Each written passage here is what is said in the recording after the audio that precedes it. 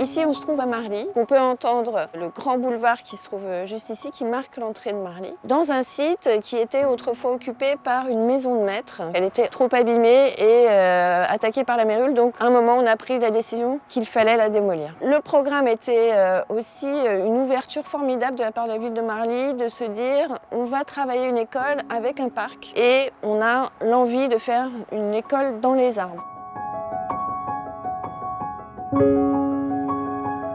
Donc le parti pris architectural, c'est la réunion de deux écoles.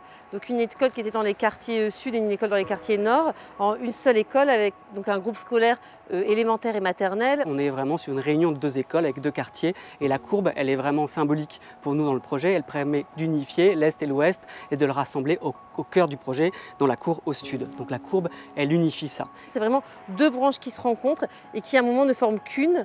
On en arrive à la question de comment on construit une école et comment on donne des liens avec l'extérieur.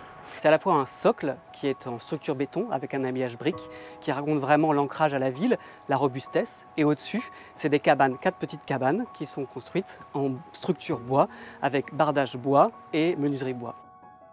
Ce principe des pavillons permet aussi de limiter la densité, parce qu'on est quand même sur un très gros groupe scolaire, et donc d'avoir une échelle qui est beaucoup plus douce par rapport aux petites maisons alentours qui se situent dans le quartier.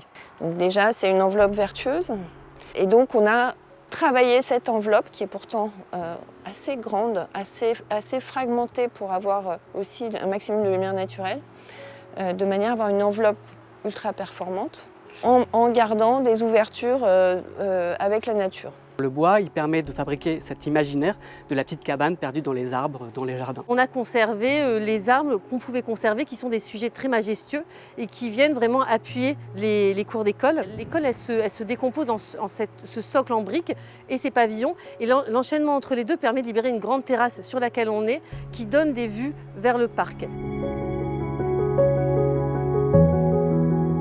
Les usagers se sont emparés de cette école. Pour nous, c'est un sujet vraiment idéal parce que lier l'éducation avec le rapport à la nature, ça nous semble être vraiment une intention qui nous parle, qui fait du sens pour les enfants. Ça en devient un vrai outil pédagogique et aujourd'hui, cette école fait le plein. Et je pense que c'est la meilleure façon de voir que c'est un succès.